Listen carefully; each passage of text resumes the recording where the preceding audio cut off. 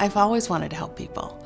When I was a little kid, I spent a lot of time with my grandparents, and my grandmother would always laugh when I was older and say, "You always had to have something to do.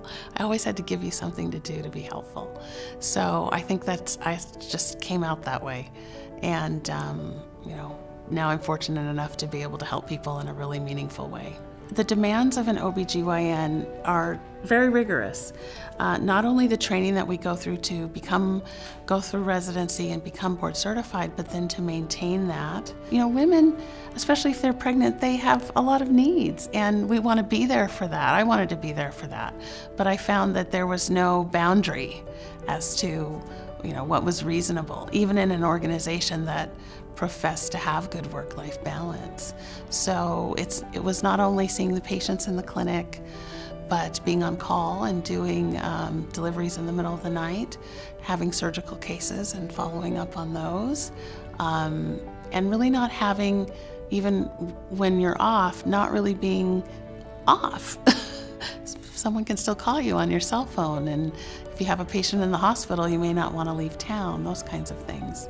Yes, I may work really hard on an assignment for a week, or 2 weeks, a month, and I may be really tired at the end of it, but I know that I'm going to have a break, and that maybe I have a month off or 3 weeks off until the next time, and I can take the time that I need to recover and then to be able to go back into the next assignment recharged, happy to be with patients and taking care of what their needs are, because the reality is that their needs come first. Some doctors might be concerned that they wouldn't be able to have the same kind of long-term or in-depth relationships with patients doing locums, but at least for me, I have been able to feel like I'm here with you now. I'm going to do whatever I can for you now, and I take the time to really bond with that patient as much as possible.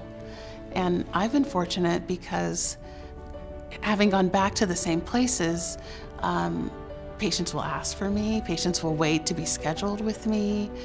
I feel like, again, the boundaries are much better, because when I'm there, I'm 100% in, and when I'm not there, I know that another physician is taking care of those patients.